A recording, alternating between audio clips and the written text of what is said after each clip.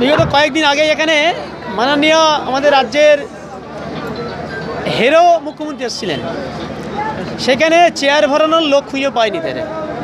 তো আজ আমরা দেখাতে চাই তিনি রাজ্যের মুখ্যমন্ত্রী হয়ে যেভাবে মানুষকে কাছে টানতে পারেন না, ভারতীয় জনতা পার্টির থেকে লড়াই করে সিএমকে হারিয়ে যিনি রাজ্যের বিরোধী দল নেতা, হিরো মুখ্যমন্ত্রী জিতে বিরোধী দলের নেতা, তার স্বতঃস্ফূর্ত আহ্বানে আজ এই কর্মী সম্মেলনের যে জন উচ্ছ্বাস প্রমাণ করেছে আগামী দিন তৃণমূল পশ্চিমবঙ্গ থেকে দূর হতে চলেছে, মানুষ ছুড়ে ফেলে দেবে।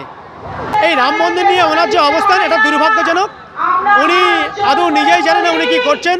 সারা বিশ্ব যেখানে রাম নামে উন্মাদনায় ভাসছে, আগামী 22 তারিখ আমরা এই সুন্দরবনের মতো প্রত্যন্ত এরিয়ায় রাম নামে প্রত্যেকটা পাড়ায় পাড়ায় মহল্লায় মহল্লায় রামের নামে পূজা হতে চলেছে।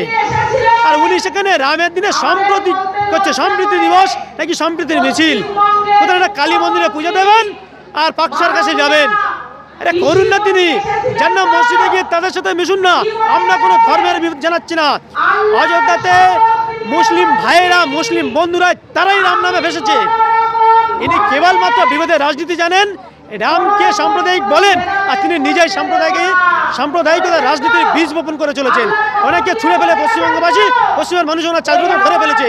আর এই দ্বিতারিত স্বেচ্ছাচারিতা মানুষের মানবে না বেশি দিন। উৎপল নস্কর, ভারতীয় জনতা পার্টি জনগণ সংগঠন জেলার সভাপতি।